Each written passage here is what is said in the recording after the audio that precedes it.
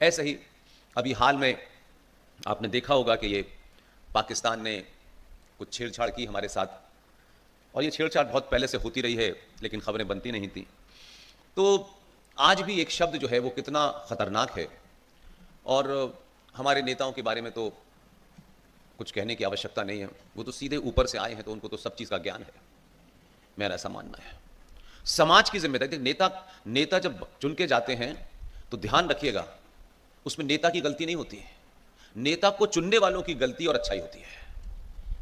एक नेता जहां से चुन के जाता है वहां से यह मैसेज जाता है कि इसको चुना किसने है। अगर कोई माफिया, डॉन, बलात्कारी, चोर, डकैत चुना जा रहा है तो इसका मतलब है कि समाज में उसी आदमी को मानने वालों की गिनती ज्यादा है। तो सिर्फ हम उसको दोष दे दें कि वो जीत गया, तो जिताने वाले तो हम थे, तो क्या हमको नहीं पता था ये कौन है क्या है? तो जब आप उस पॉजिटिव चीज को लेते हैं, जब आप इस बात को बड़े गर्व के साथ कहते हैं कि हमने 2014 में किसी को जिताया, तो उसका श्रेय आपको मिलता है कि ये गुजरातियों ने इसको जिता के भेजा है, तब ये इतना बड़ा काम कर रहा है। तो जब भी उसकी तारीफ होती है तो पूरे गुजरात की तारीफ होती है। तो ऐसा नहीं है कि हम जब बुरों को जिताएंगे तो उसके बारे में नहीं कहा जाएगा। लालू को किसी ने जिताया होगा, मुलायम सिंह को भी किसी ने जिताया होगा, और एक से एक महान यहां से गए। तो आपको गांधी जी की जिम्मेदारी लेनी होगी और मोदी की भी लेनी होगी। तो जिंदा समाज अपने रहते हुए, या हम में से इंडिविजुअल भी कोई गलती कर दे और समय रहते उस गलती को ठीक कर ले तो ज्यादा नुकसान नहीं होता। लेकिन गलती करे और फिर इस पे अडिग रहे कि नहीं हम तो ऐसे ही थे, तब ज्यादा मुश्किल होता है। तो अभी भारत और पाकिस्तान के बीच में मारपीट चल रही थी। तो शब्दों के चयन की बात पे आ रहा हूं मैं, क्योंकि ये रोजमर्रा के शब्द हैं। कम से कम इस सभा में जो लोग आए हैं, इसमें मैं कोई पॉलिटिकल बात नहीं कह रहा, इसमें वो आपकी ऑथेंटिसिटी की बात कह रहा हूं, ताकि कल जब आप समाज में कहीं भी खड़े होकर बोलें तो लोगों को पता हो कि इसको ये पता है। और मेरे लिए गर्व की बात ये होगी कि उन्हें ये पता हो कि पुष्पेंद्र जी ने इनको संबोधित किया है, उसके बाद भी अगर ये गलत कर रहे हैं तो पुष्पेंद्र जी फिर कन्वे नहीं कर पाए अपनी बात को। अभी भारत पाकिस्तान के बीच में क्या हुआ है बताइए एक शब्द में, बोलिए, जोर से बोलिए। भारत और पाकिस्तान के बीच में युद्ध हुआ है, यही हम सब मानते हैं। और पाकिस्तान ने क्या किया है? पाकिस्तान ने भी युद्ध किया है, आप ऐसा मानते हो? हैं? यही आपकी सबसे बड़ी भूल है। युद्ध शब्द की उत्पत्ति कहां से हुई? यह शब्द कैसे बना? कोई शब्द अपने आप नहीं बनता है। सबने महाभारत देखी होगी, तो महाभारत में दो सेनाओं के बीच में युद्ध होता था, है ना? यस और नो? तो हम उस परंपरा के लोग हैं, हम उस फिलॉसफी के लोग हैं।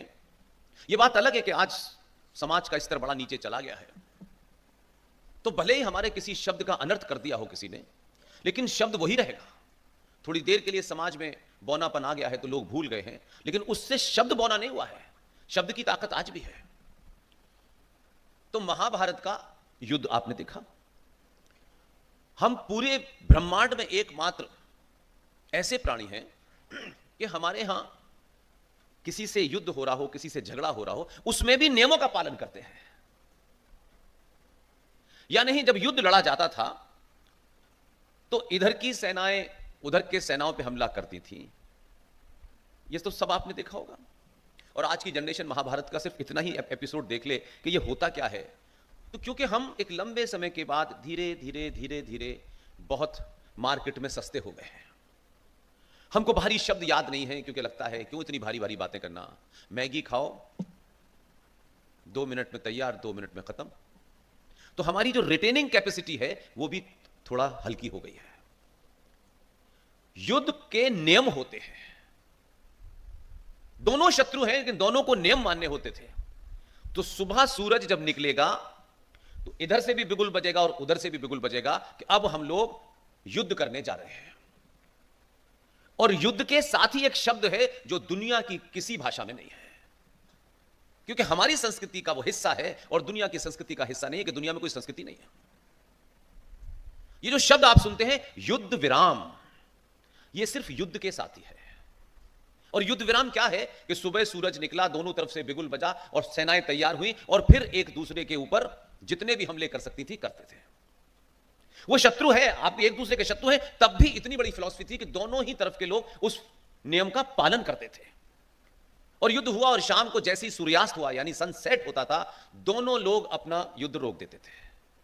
इधर की सेनाएं इधर के कैंप में चली जाती थी, इधर की सेनाएं इस कैंप में चली जाती थी। उस युद्ध में बहुत सारे लोग इधर भी घायल होते थे और उधर भी घायल होते थे। और इधर जो वैद्य थे, इस सेना के पास जो डॉक्टर और वैद्य थे, वो अपने यहां की मरहम पट्टी करने के बाद उनसे पूछते थे कि आपके पास डॉक्टर है या नहीं, और उनके यहां कमी होती थी तो इधर से दवाएं भी उधर दी जाती थी, मरहम पट्टी भी उनकी की जाती थी। सही, इसे युद्ध कहते हैं।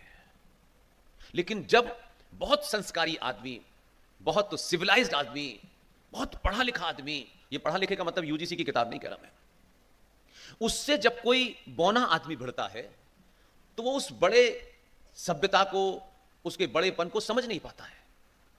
इसलिए बहुत पढ़ा लिखा आदमी एक जाहिल से हार जाता है, इसलिए कि जाहिल जो बातें कर सकता है वो पढ़ा लिखा नहीं कर सकता। और वो अपनी बात को इतनी जोर जोर से करता है कि पढ़ा लिखा सरेंडर कर देता है कि तभी तू ही जीत गया। ऐसे ही युद्ध में हुआ। तो आज जो हम जिस स्थिति में हैं, उसके सही शब्दों से उस सभ्यता का, उस संस्कार का पता चलता है। तो युद्ध पूरी दुनिया में सिर्फ हम ही करते हैं, अगर होता है तो हम ही करते हैं दुनिया में, और कोई नहीं करता।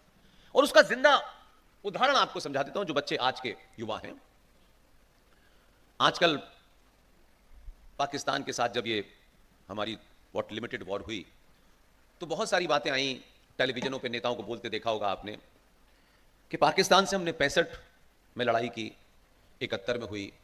अब हम ये कहें कि भगवान राम तो है नहीं, ना भगवान कृष्ण है, लेकिन हमारे अनकॉन्शियस माइंड में राम के, उस रामायण के नियम आज भी कहीं बसते हैं। संसार थोड़ा सा घपले में चला गया है, समाज थोड़ा सा गिर गया है, समाज छोटी छोटी चीजों पे लड़ रहा है, वो एक अलग बात है, लेकिन वो फिलॉसफी अनकॉन्शियस माइंड में है हमारे, आज भी है। और इसीलिए शायद हम राम को अपना सिर्फ भगवान ही नहीं मानते हैं। राम के चरित्र को जब आप देखेंगे कि राम जब तक अयोध्या में थे तब तक सिर्फ राम थे। राम को सत्ता मिली और सत्ता के उसके घर में कुछ बात हुई तो राम ने 10 सेकंड में सत्ता अपने भाई को दी और वो जंगल चले गए। तो जंगल के जितने भी यहां से लेके वहां तक लोग थे, और जब वो वापस लौटे हैं जंगल से, तब उनके नाम के आगे लगाया गया मर्यादा पुरुषोत्तम राम। वो जब तक थे तब राम ही थे, लेकिन लौटने के बाद उन्होंने किस किस मर्यादा को निभाया उस विपरीत स्थिति में, तब जाके वो मर्यादा बने। तो एक राम वो हैं जब वो अयोध्या में है, और एक राम वो हैं जो पूरे जंगल से लौटे हैं, तब उनको मर्यादा पुरुषोत्तम राम कहा गया। तो हम आज भी उस मानसिकता से ग्रस्त हैं। और इसीलिए मैंने कहा कि ये जो घटना जहां से शुरू हुई, युद्ध शब्द कैसे बना, युद्ध विराम कैसे बना, हमारे किसी सरकार के डॉक्ट्रिन में नहीं लिखा हुआ है, लेकिन अनकॉन्शियस माइंड में है हमारे। इसलिए 1971 में ये जो भारत के ईस्टर्न बॉर्डर पर एक देश है बांग्लादेश, बहुत कम लोग उसको गहराई से जानते हैं। ये जो पाकिस्तान जिसको आज आप देख रहे हैं, ये आधा पंजाब है जो हमारे पंजाब से कट के बना है। ये जो सिंध है, कराची है, ये उससे कट के बना है। और 2 ही प्रदेश ऐसे हैं जो कटे नहीं है लेकिन वो वहां एज इट इज हैं। एक बलूचिस्तान है और एक केपी के है, जिसे खैबर पख्तूनख्वा कहते हैं, जहां पठान रहते हैं। उनका बॉर्डर अफगानिस्तान से लगता है। तो ये जो हमारे यहां 71 की जब वॉर हुई तो हमारी सेनाओं ने वॉर लड़ी, लेकिन वॉर लड़ते वक्त भी उनके कॉन्शियस में युद्ध था, और वो युद्ध के नियम लेके लड़े। और हमने पाकिस्तान को, उनकी सेनाओं को हराया, और 93,000 पाकिस्तानी सैनिकों को सरेंडर कराया। अब जब सरेंडर एक शब्द जो है, जब शत्रु ने आपके सामने अपना हथियार रख दिया, फिर उसके साथ शत्रु जैसा व्यवहार नहीं करना है। यह हमारी फिलॉसफी है। और 71 में भारत की हालत बहुत अच्छी नहीं थी। देश में खाद्यान्न का संकट था। अमेरिका में जो गेहूं वहां के जानवर खाते थे, वो गेहूं भारत को सप्लाई किया। लाल रंग का गेहूं आता था। जो बड़े होंगे वो बता देंगे। लेकिन उसके बावजूद भी 93,000 पाकिस्तानी सैनिक जिन्होंने बंगाल के अंदर ये किताब लिखी है, रेडर ऑफ बंगाल, और हमने नहीं लिखी है, उन्होंने ही लिखी है, और उन्होंने एक पूरा एक मिशन चलाया पाकिस्तानी फौज ने, सामान्य नागरिक ने नहीं। उनको यह लगता था कि ये जो बंगाली हैं उसमें ज्यादातर हिंदू थे। तो क्या पागलपने की, हमारे हिसाब से पागलपना लगता है, एक सिविलाइज्ड वर्ल्ड के अंदर इसके लिए कोई और बुरा शब्द नहीं हो सकता। उन पाकिस्तानियों ने बाकायदा एक किताब लिखी है, हमने नहीं लिखी, और वो खुद उस किताब में कह रहे हैं कि जब हम पाकिस्तानी सेना घुसी तो पाकिस्तान के सैनिक जो कि इस्लामिक फोर्स थे, उन्होंने वहां हजारों महिलाओं का रेप किया। और वो खुद बड़े प्राउड से किताब में लिखते हैं कि ये रेप हमने इसलिए किया ताकि आने वाली नस्लें सुधर जाएं, यानी नस्लें प्योर मुसलमान पैदा हों, क्योंकि बहुत सारी महिलाएं बंगाली बोलती थीं, बिंदी लगाती थीं, साड़ी पहनती थीं, और वो मुसलमान भी थीं और हिंदू भी थीं। उसको किताब में लिख के वहां के एक जर्नल ने इतना ग्लोरीफाई किया है कि ये हमने वहां की महिलाओं के साथ मास रेप इसलिए किया कि हम चाहते थे कि नेक्स्ट जनरेशन प्योर निकले। इस फिलॉसफी के लोग थे, और हमने 93,000 सैनिक उनके पकड़े, उनको रखा, उनके किसी को कि ये मुसलमान हैं, ये पाकिस्तानी हैं, ये फलाना है, हमने किसी का नाखून तक नहीं काटा। 2 महीने से ज्यादा या 70-80 दिन के आसपास उनको रखा, या 90 दिन रखा, और उनको 93,000 लोगों को डेली खाना पीना नाश्ता सोना सब किया हमने। यह हमारी अनादिकाल की सभ्यता का प्रतीक था।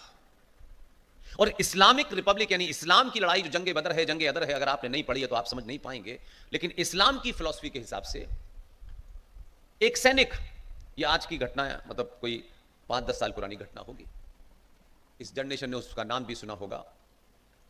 एक सैनिक लड़ते लड़ते पाकिस्तान में रह गया। अब उनका इस्लाम का नियम जो है और जंग का नियम जो है, उन्होंने उसके साथ वो बर्ताव किया। और हमारा सैनिक जब उधर चला जाए या उसका सैनिक इधर चला जाए, तो यूएन जो है, यूनाइटेड नेशन का ये चार्टर है कि किसी भी 2 मुल्कों में युद्ध हो जाए, वॉर हो जाए, तो कोई सैनिक अगर भटक के उधर रह गया है या उधर जाके फंस गया है या इधर फंस गया है, तो ये यूएन ने जो चार्टर ने लिया है, ये हमारी फिलॉसफी से लिया है, किसी और से नहीं लिया है।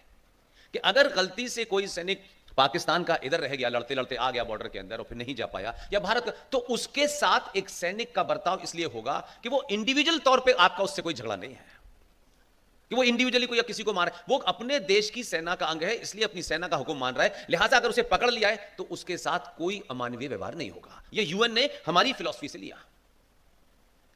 तो हमारा एक सैनिक उधर रह गया, लेकिन वो जो इस्लामिक सोच है, जो फिलॉसफी है, उस किताब की फिलॉसफी है, उन्होंने हमारे उस सैनिक को उसकी दोनों आंखें चाकू से निकाल के उसके हाथ में रखी और उसको वापस हिंदुस्तान भेज दिया, जिसका नाम था सौरभ कालिया। ये उनकी फिलॉसफी थी और हमारी फिलॉसफी थी कि 93,000 को हमने छुआ नहीं और वापस करा ऐसे ही।